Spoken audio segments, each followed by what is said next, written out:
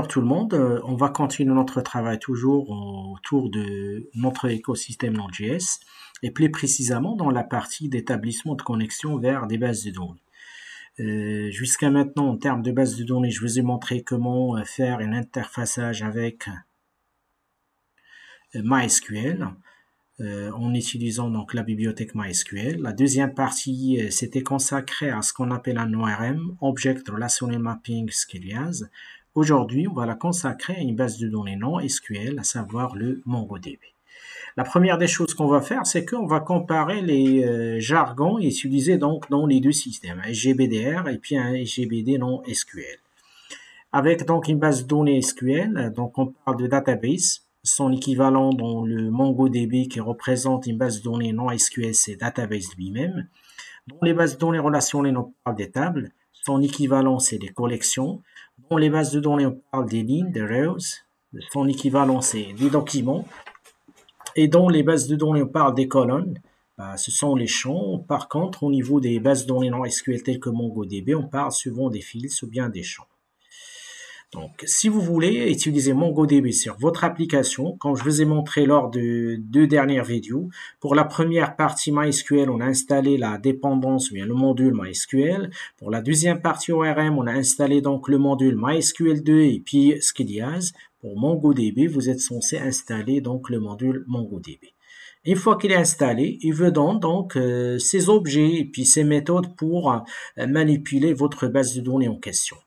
Une fois le module installé, vous pouvez créer un objet de type Mongo client et par la suite, vous pouvez donc établir une connexion tout en utilisant la chaîne de connexion qui commence par MongoDB, le host, le numéro de port et puis votre base de données. Sachant que, à titre de remarque, donc les anciennes versions MongoDB donc travaillent avec les fonctions de callback, les version actuelle, il utilise la notion des promesses. Du coup, nous, puisqu'on utilise une version récente, donc on va travailler avec les promesses plutôt que les callbacks. Donc, le premier atelier qu'on va mettre en place, c'est qu'on va développer un script qui va donc demander l'établissement de la connexion vers la base de données MongoDB. Donc, la première des choses, je vous demande de basculer vers le VS Code. Vous créez votre workspace qui porte le nom TP MongoDB. Donc, on commence par l'installation de notre, si vous voulez, module. Donc, vous allez sous le terminal taper la commande npm install MongoDB. En attendant l'installation de MongoDB, donc je vais lancer le serveur si vous voulez. Du coup, sur mon poste, j'ai déjà installé le MongoDB Compass.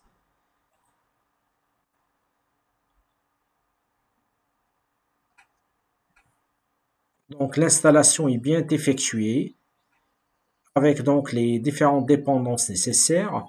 Donc, voilà l'adresse. Donc, je vais couper donc cette URL puisque je dois l'utiliser donc au niveau de mon application par la suite.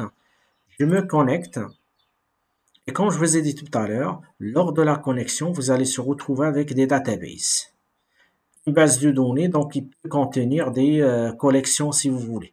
Par exemple, ici, quand je clique là-dessus, il va me dire, est-ce que vous voulez rajouter une nouvelle collection? C'est l'équivalent des tables, comme je vous ai dit tout à l'heure. Le serveur, il est là. Il se met à l'écoute sur le port 27017. Ce qu'on va faire maintenant, un script qui va demander l'établissement de la connexion vers le serveur.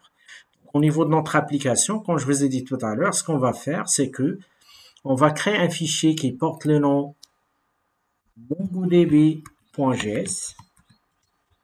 Donc, premièrement, on va déclarer notre, si vous voulez, variable MongoDB, plutôt Mongo client, puisqu'on aimerait bien sortir un client, donc require.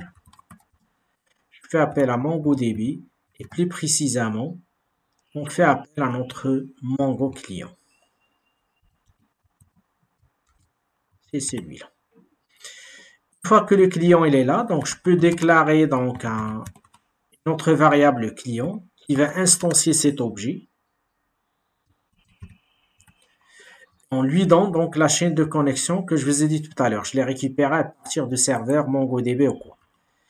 C'est MongoDB, le host c'est localhost et puis le port 27017. Après, donc, je vais demander l'établissement de la connexion. Établissement de la connexion. Et pour ce faire, je fais appel à mon client.connect.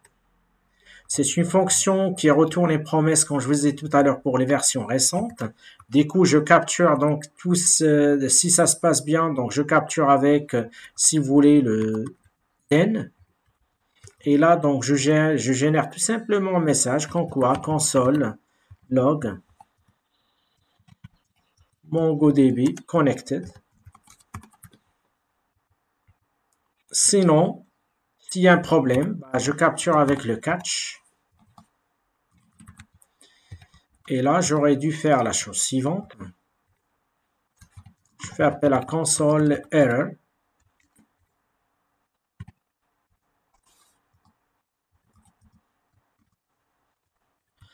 MongoDB not connected. Et j'affiche, je capture l'erreur en question. Alors, ce premier script, donc, il va nous permettre d'établir une connexion vers le serveur MongoDB. Donc, j'exécute le script avec node mongodb.js.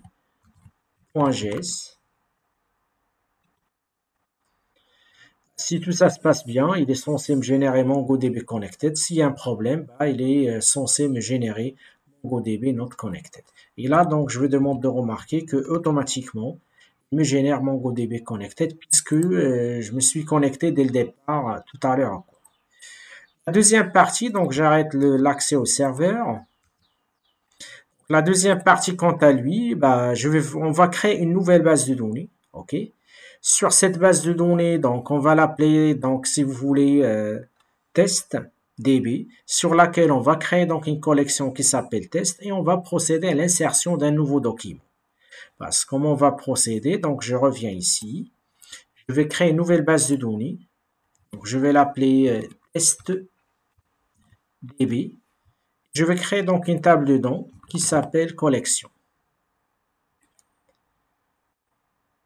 Donc, voilà ma base de données test.db et voilà donc collection test. Ce que j'aimerais bien faire par la suite, insérer un nouveau enregistrement à partir de l'application Node.js sur cette collection en question.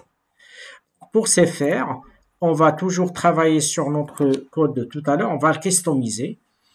Une fois, donc, quand est-ce que je peux insérer un enregistrement? C'est l'établissement de la connexion est bien effectué. C'est-à-dire, après avoir affiché que je suis connecté, étape suivante, je récupère la base de données. Je vais identifier la base de données sur laquelle je travaille. Je déclare une variable DB qui fait appel à mon objet client, .db.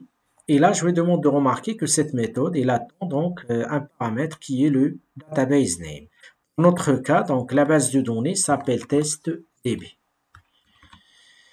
Après, donc, je dois récupérer, je dois se positionner sur la table si vous voulez. Du coup, je fais appel à mon const collection est égal à db.collection. Donc, c'est une méthode qui va prendre en charge la collection. Donc, la collection pour notre situation, c'est test comme je vous ai montré tout à l'heure. Donc, je reviens avec vous ici. On a un database test.db et puis une collection test. Par la suite, je bascule, donc j'ajoute, j'insère au niveau de cette table. Donc, je fais appel à collection.insert one. Donc, j'ai la possibilité d'insérer plusieurs avec insert many si vous voulez. Là, donc, je lui donne le paramètre que j'aimerais bien. Donc, l'ID, par exemple, c'est 1. Et puis, titre, par exemple, c'est Node.js. Bien sûr, cette fonction lui-même, c'est une fonction qui demande une gestion donc des promesses. Du coup, à ce niveau-là, on va faire appel à notre den. Si tout ça se passe bien, on est censé donc dire qu'on est, si vous voulez, qu'on vient d'insérer. Donc, avec console.log, on va lui dire qu'on croit document inserted, nouvelle ligne, il vient d'être ajouté. S'il y a un problème, on capture avec le catch.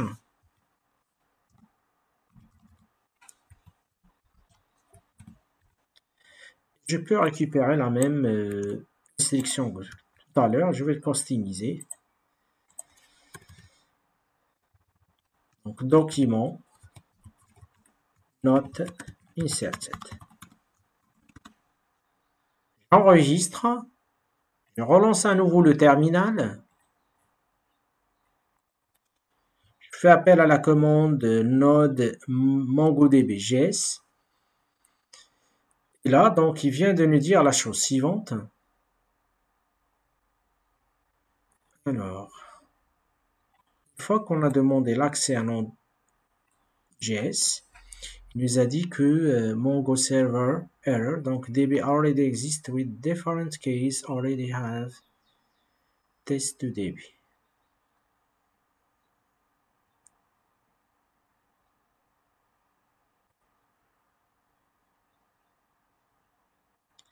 Sinon, il a du mal pour récupérer donc la base en question. Pourquoi alors?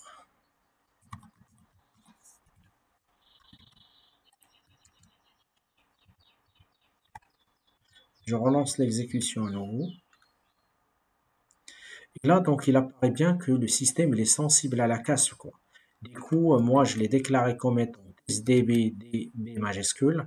Bah, maintenant, une fois que j'ai changé de nom, automatiquement, il me dit que la connexion est bien effectuée vers le serveur. Deuxième des choses, le document il vient d'être inséré. Quand je bascule vers MongoDB, vers le serveur, je peux aller vers, si vous voulez, test. Je demande l'ouverture sur une nouvelle table. Et là, donc, je vois bien que le système il arrive à insérer l'enregistrement correctement. Donc, le deuxième travail qu'on va faire, on va donc customiser notre travail de telle sorte à la place de travailler avec cette méthode qui permet de condenser toutes les tâches, ben on va essayer de les répartir sur des fonctions, quoi. Du coup, donc l'étape suivante, c'est la gestion de personnes, si vous voulez.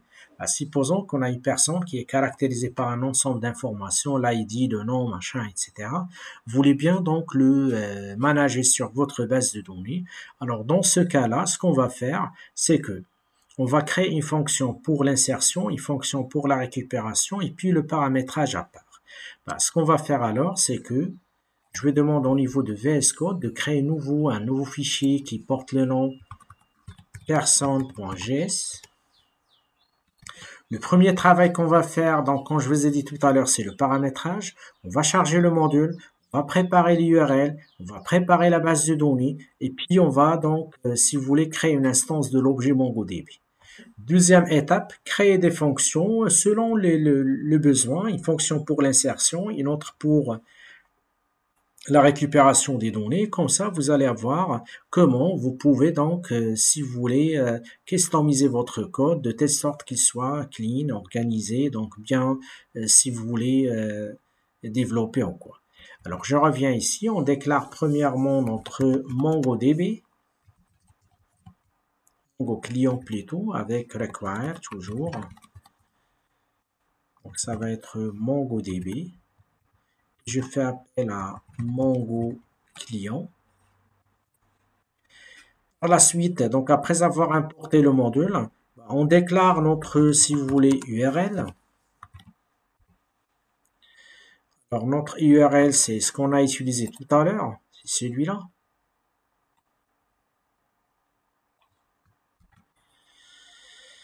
Alors, par la suite,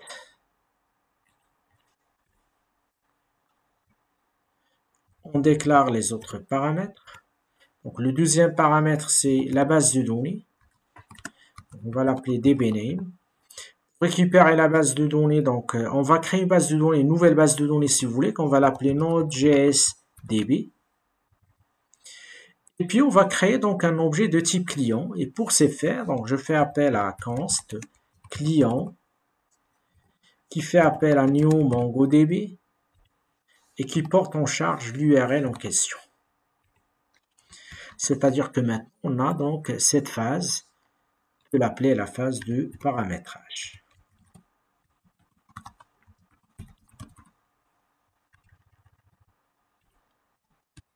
Voilà, donc on a le module, on a donc l'URL, on a la base de données, on a l'objet qui permet de pointer sur l'URL en question. Alors l'étape suivante, ici, on va créer donc la fonction d'insertion. Alors, pour ce faire, parce qu'on sait bien que tout à l'heure, lorsqu'on exécute, le système prend un certain moment pour qu'il puisse se connecter et faire l'opération nécessaire. Du coup, on est devant donc un système asynchrone. On va créer donc des fonctions asynchrones en utilisant donc l'asynchronisme que je vous ai montré à un certain moment, async await. C'est-à-dire on attend, on libère, on donne la main au processus principal tout en attendant le résultat de processus enfant. Deuxième étape, après avoir paramétré le projet, on passe à l'étape suivante, c'est la fonction qui permet d'insérer. Donc, comme je vous ai dit, c'est une fonction asynchrone. Donc, on va le capturer avec des try et puis des catch. Donc, premièrement, on demande au système à se connecter avec un await puisque c'est une action qui demande un certain moment. On récupère la base de données. On fait appel à la collection personne. Donc, il apparaît bien que pour cet atelier-là, la base de données sera créée automatiquement ainsi que la collection. Et puis, on va insérer donc les différents éléments avec la méthode insert_one qu'on a vu tout à l'heure. Et puis, on va afficher qu'on croit que tout ça se passe bien. S'il y a un problème, avec le catch, on est censé capturer le problème. Finally, donc, on est censé, dans tous les cas, fermer la connexion. Donc, on va mettre en place le script ou bien la fonction, si vous voulez, de l'insertion. Et du coup, je fais appel, c'est une fonction asynchrone. C'est une fonction qu'on va l'appeler insert document ou bien personne, puisqu'on parle de gestion de personnes. Alors, cette, si vous voulez, fonction, il est censé donc utiliser donc des try et des catch. Donc, on va mettre en place des try.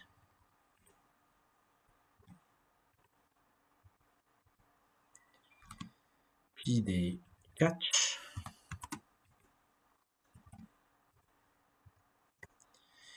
Puis des finally.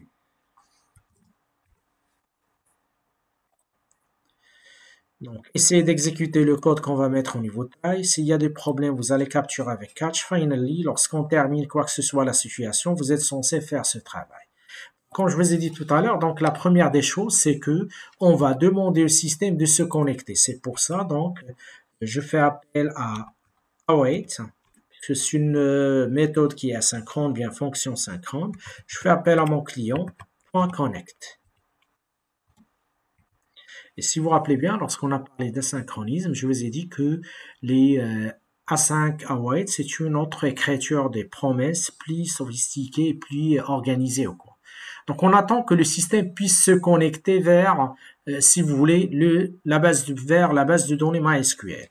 Par la suite, on est censé donc déclarer une variable DB qui va faire appel à mon client.db tout en prenant en charge donc le dbName, la variable qu'on a créée tout à l'heure qui contient le nom de la base.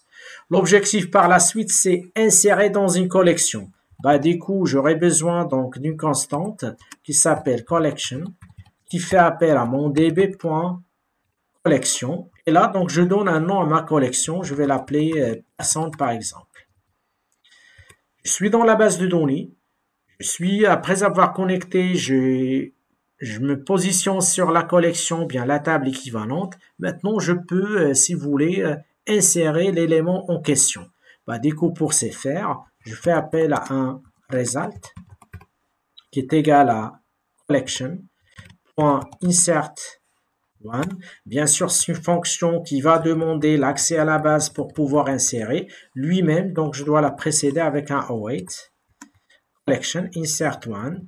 Là, je vais insérer l'élément en question. Donc, une personne et les caractérisés par. J'ouvre les parenthèses et puis les accolades vont faire montre. Vous avez l'ID. Je vais l'appeler matricule. 1 par exemple. J'ai le nom.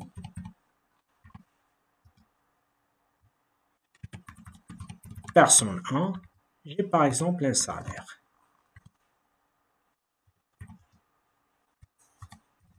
$5,000 par exemple. L'objet, il est là. Il est capturé dans result. Ce que j'aurais dû faire par la suite, si tout ça se passe bien, je fais appel à console.log. comme quoi que l'insertion est bien effectuée. Donc, person inserted. Je peux afficher même donc le résultat, quoi, puisque là, je fais appel à mon, si vous voulez, result. Sinon, j'affiche pour le moment comme quoi la personne est bien insérée. Sinon, au niveau des catchs, je dois capturer avec donc une erreur, si vous voulez. Des coups, j'aurais dû faire la chose suivante. S'il y a donc un problème, donc je dois faire appel à mon console.log, plutôt .error, person not inserted, et je capture l'erreur en question. Sinon, finally, dans toutes les situations, il faut se déconnecter. C'est pour ça que je fais appel à await client.close qui permet donc de déconnecter le client en question. Voilà donc notre fonction insert person.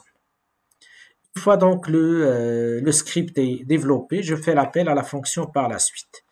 Donc, la fonction c'est insert person. On va voir comment le système va se comporter devant cette situation, sachant que pour le moment, on n'a pas une base de données qui s'appelle Node.jsDB, donc il est censé la créer. Et à l'intérieur de cette base de données, il est censé créer une collection personne. Je bascule vers le terminal. On tape toujours la commande node, mais maintenant ça va être person.js.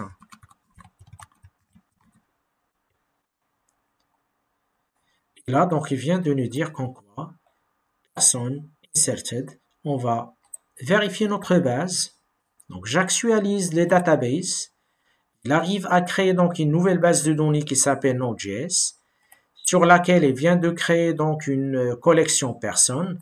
Quand j'ouvre donc la collection, automatiquement on va se retrouver avec la personne en question. Donc, il y a le matricule, il y a le nom et puis le salaire. La deuxième fonction, quant à lui, c'est la fonction qui permet de récupérer les données. Donc lui-même, c'est une fonction asynchrone. On va se connecter, après avoir attendu le résultat, on va sélectionner la base, on va sélectionner la collection, puis à la place de la méthode insert_one qu'on a vu tout à l'heure, on va utiliser la méthode find qui va récupérer tous les éléments, puis on est censé les afficher. Comme tout à l'heure, s'il y a un problème, donc on est censé les capturer avec catch, et dans toutes les situations, on est censé faire une capture de notre base de données en cours. Je reviens à notre code. Alors, j'ajoute la deuxième fonction, donc je récupère ce script qu'on a développé tout à l'heure et puis on va travailler là-dessus. Premièrement, c'est la fonction affichage à partir de la base de données, bien sûr. On va l'appeler getAllPerson. On se connecte. On charge la base, donc ce qui est demandé dans cette fonction, c'est se connecter, se charger donc les éléments en question.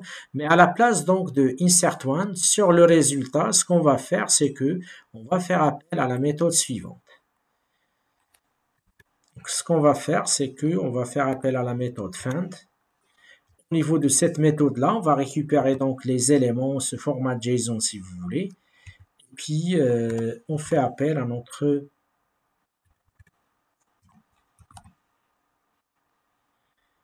table to array.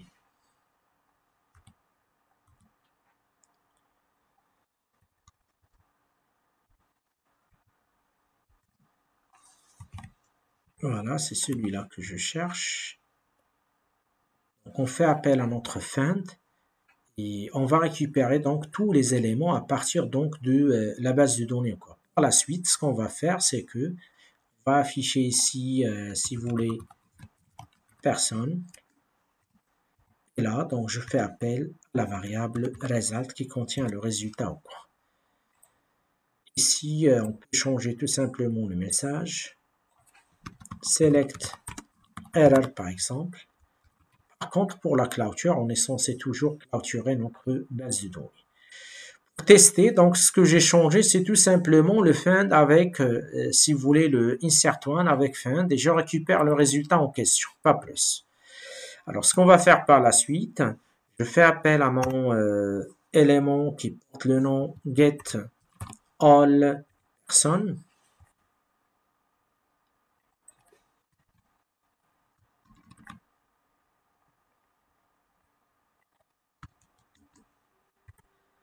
Voilà. Donc, je change les enregistrements de tout à l'heure. Je mets ici 2 puisque le 1 il est déjà inséré. Je vais insérer un deuxième, puis j'affiche tout. Puis personne 2, et puis donc un salaire. C'est seulement pour faire le test. Et maintenant, je dispose de deux fonctions. J'appelle insert pour insérer le deuxième enregistrement et getAllPerson pour récupérer tous les éléments. Alors, j'exécute sur le terminal node_person.js. Là, vous allez voir que automatiquement, l'insertion, donc il vient d'insérer le deuxième élément. Par la suite, il va m'afficher la liste des personnes. La première personne, c'est le matricule 1, personne 1 et puis 5000. Et la deuxième personne, c'est le matricule 2, personne 2 et puis 5000.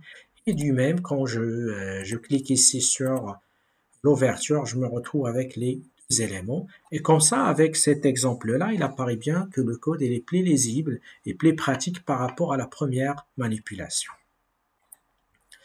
Donc après avoir parlé de ça, donc on va basculer vers ce qu'on appelle le Mongoose, qui représente un ODM, Object Document Mapping, qui est très populaire pour MongoDB, dans le Node.js.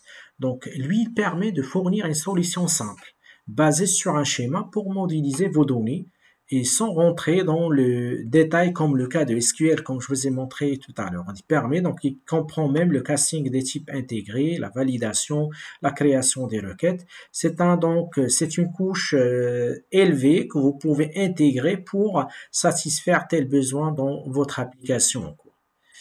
Donc, supposons que nous ayons une base de données MongoDB avec une collection utilisateur contenant donc des documents ayant des champs, des fields tels que le nom, email, machin, etc. On va découvrir maintenant, c'est le cas de personne de tout à l'heure, comment interagir au cas où vous voulez utiliser donc le Mongoose, qui représente un Object Data Document Mapping. C'est l'équivalent de ce qu'on a vu avec Scilias, le ORM, Object Relational Mapping. Ça, c'est du mapping orienté MongoDB au quoi. Donc, la première des choses, bien sûr, pour utiliser Mongoose, vous êtes censé donc l'installer dans un premier temps. Ça, c'est numéro 1. Après avoir installé, vous pouvez faire appel à votre module. Vous pouvez se connecter vers le serveur. Par la suite, vous allez définir votre schéma. On va définir un schéma qui porte le nom utilisateur schéma avec le nom email et puis son âge. Par la suite, on va créer un modèle. C'est l'équivalent de, si vous voulez, si vous vous rappelez bien, des entités qu'on a vu avec Scilias. Après avoir créé ce module-là, donc on a la possibilité par la suite d'insérer donc un enregistrement en utilisant une méthode save. Et puis, c'est l'équivalent de synchrone qu'on a vu auparavant, find pour la recherche. Ça facilite donc l'écriture de votre code puisque c'est une couche élevée par rapport à MongoDB. Ce qu'on va faire alors dans notre projet, donc je reviens ici. On va commencer par l'installation de Mongoose. Alors avec npm install. Et là, donc, on va installer donc le Mongoose au niveau de notre application. Donc, automatiquement, donc, le système, il va aller chercher la bibliothèque, il va mettre à jour notre dépôt local si vous voulez. Et nous, ce qu'on va faire, c'est qu'on va développer notre, si vous voulez, donc, il y a donc un seul package qui vient d'être ajouté. Ce qu'on va faire par la suite, je vais ajouter un nouveau élément qui s'appelle mongoose.js. sur lequel on est censé donc définir notre script. Premièrement, on va commencer par un objet de type Mongoose qui fait appel à require. Voilà. Une fois qu'il est là, donc on va établir la connexion.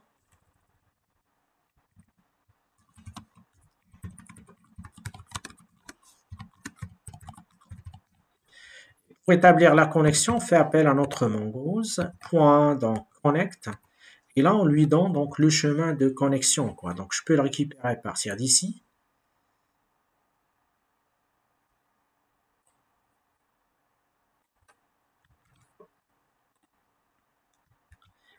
On va créer donc une base qu'on va l'appeler Mongoose.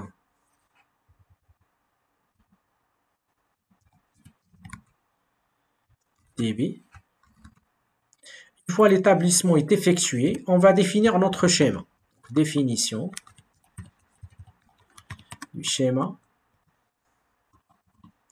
Et pour ce faire, donc je déclare une constante schéma. Je dois la lier avec mon objet Mongoose, point schéma. Par la suite, on va faire la définition. Donc, on va définir, comme je vous ai dit tout à l'heure, un objet de type utilisateur. Donc, du coup, je fais appel à mon const utilisateur. Ce schéma-là, donc, ça va être un nouveau schéma si vous voulez. Pour le nouveau schéma, donc, j'aurais dû définir les champs, quoi. Donc, selon la présentation de tout à l'heure, je vous ai dit qu'on va avoir le nom. Je définis donc le type. Puis le deuxième paramètre, c'est le email. Lui-même, donc c'est une chaîne de caractères.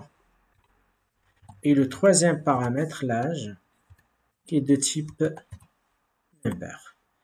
Voilà mon schéma que je viens de définir. Qui se base. C'est l'équivalent de l'entity book qu'on a créé auparavant, lorsqu'on a travaillé avec l'ORM, sachant que maintenant on est sous le ODM.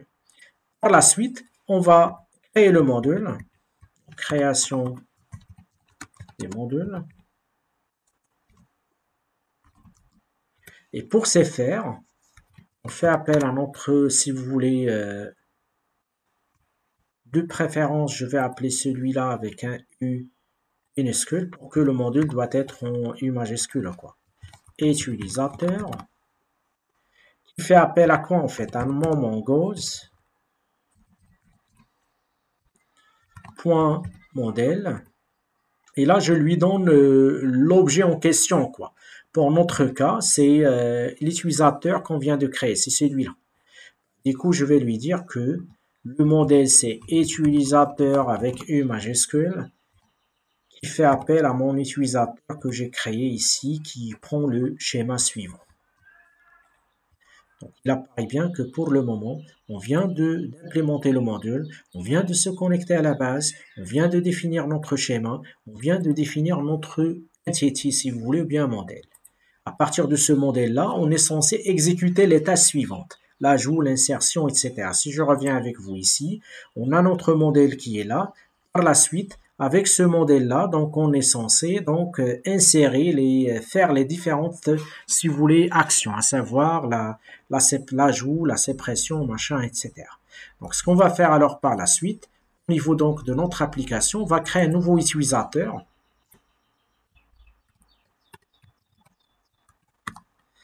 Alors, création d'un nouveau utilisateur.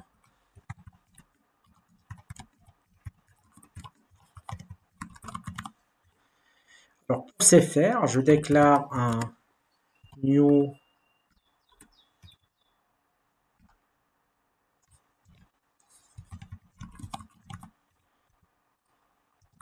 je fais appel à l'opérateur new. Je fais appel à mon modèle qu'on a créé tout à l'heure, utilisateur. Et là, je suis censé donc définir les paramètres, quoi.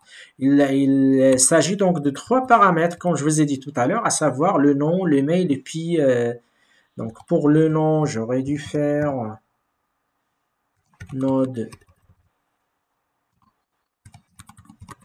JS. Pour le deuxième paramètre, qui est donc le email, pardon.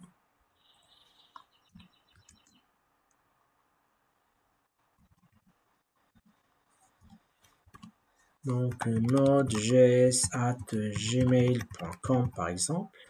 Et puis, je déclare l'âge. Comme ça, donc, j'ai les différents paramètres de mon objet en question. L'étape suivante, c'est insérer.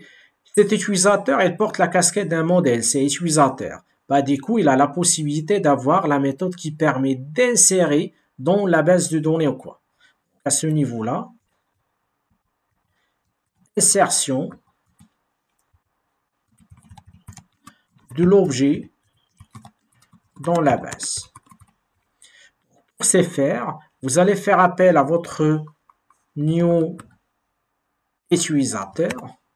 Et plus précisément, on va faire appel à la méthode donc save qui permet d'enregistrer donc l'élément en question. On utilise des promesses, des coups, ça va être indemne pour s'assurer donc que c'est tout, ça se passe bien. On est censé faire ça, sinon bah, le système il est censé donc générer une exception quoi. C'est-à-dire là au niveau de notre utilisateur, on est censé donc faire appel à notre méthode save. Dans l'Eden, on est censé donc avoir un utilisateur qu'on va afficher au cas où tout ça se passe bien. S'il y a des problèmes, on est censé donc déclencher l'exception quoi. C'est ce qu'on va faire ici au niveau d'Eden. On a notre utilisateur. Et là, ce qu'on va faire tout simplement avec un console.log utilisateur inserted. Et vous pouvez donc récupérer donc l'utilisateur en question. Au cas où il y a un problème, dans ce cas-là, on est censé capturer par le catch. Voilà. Et là, donc, vous allez faire appel à console.error.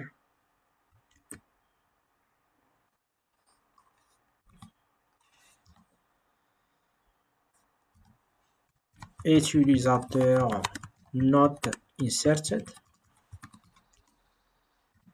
Et là, on capture l'erreur en question. Voilà donc le premier script qui permet d'insérer. Là, donc, ça diffère. Tout à l'heure, c'était insert, machin, etc. Maintenant, c'est bien structuré puisque c'est autour des objets. Et on peut la projeter sur ce qu'on a vu la dernière vidéo au niveau de l'ORM, sachant que maintenant, c'est un ODM. On exécute notre page, notre script si vous voulez. Alors, je fais appel à node mongoose.js.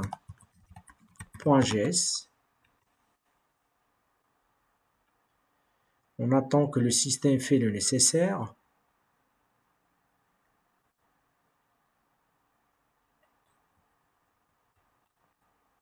Normalement, soit il est censé donc nous générer une exception, soit il est censé nous afficher, voilà, donc il nous dit qu'en quoi que l'utilisateur est bien inséré. Il nous retourne l'objet qui vient d'insérer dans la base. L'objet dans l'âge, dans Node.js, Node.js at Gmail, voilà l'ID qui vient de donner un autre élément.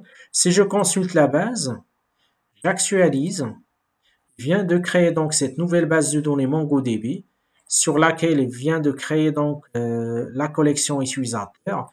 Quand j'ouvre les utilisateurs, je vois bien qu'il dispose donc des paramètres suivants. Il y a l'ID, le V qui vient d'être ajouté, mais sinon, voilà les paramètres qu'on a mis dedans. Quoi. Donc, la dernière partie, c'est qu'on va développer, on va faire appel à notre, si vous voulez, méthode find qui permet d'aller chercher tous les enregistrements et qui dépend de l'entité ou bien du modèle en question. Bah, du coup, ce qu'on va faire, on va basculer vers VS Code. Donc, j'arrête ici l'exécution. Et à ce niveau-là, donc on va développer, je fais appel à mon utilisateur, c'est le modèle, si vous voulez, point. Et puis vous avez la méthode, si vous voulez, find, qui va prendre en charge toutes les collections de votre application. Lui-même, il utilise des promesses. Du coup, avec den, je peux récupérer même ces deux-là, comme ça, donc ça facilite la tâche. Que c'est la même chose qu'on est censé faire. Donc ici, utilisateur, il va l'afficher. Il va les afficher en quelque sorte. Ici, donc, not existe, au cas où il n'y a aucun enregistrement. Quoi. Donc de même, puisque je dois insérer un nouveau élément, je vais l'appeler par exemple ici John.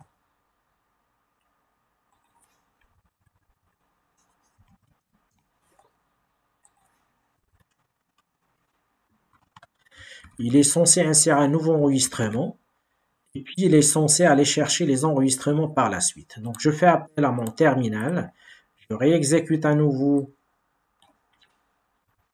le mongoose.js. Il est censé donc faire l'insertion. Il vient d'insérer le deuxième enregistrement. Et quand je fais appel à utilisateur find, il a pu m'afficher donc tous les enregistrements de la base.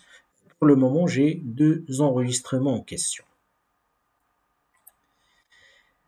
À titre d'information, on va parler d'un module lui-même qui est très important, qui s'appelle Redis. Donc, c'est une base de données en mémoire clé value qui est très utilisée pour le stockage en cache ou bien la gestion des sessions, etc. Donc, il va vous permettre en quelque sorte de manipuler rapidement, surtout lorsqu'on parle de gestion de sessions, de liste de diffusion, bien d'autres situations rencontrées lors de développement. Donc, il est valable, comme je vous ai dit tout à l'heure, on peut l'adapter à des situations qui nécessitent que les données soient récupérées et livrées au client le plus rapidement possible.